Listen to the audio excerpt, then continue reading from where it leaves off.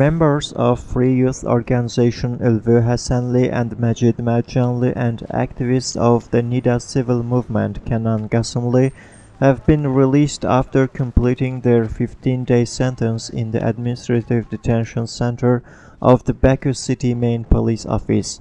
All of the three youth activists had been arrested on a charge of resisting the police.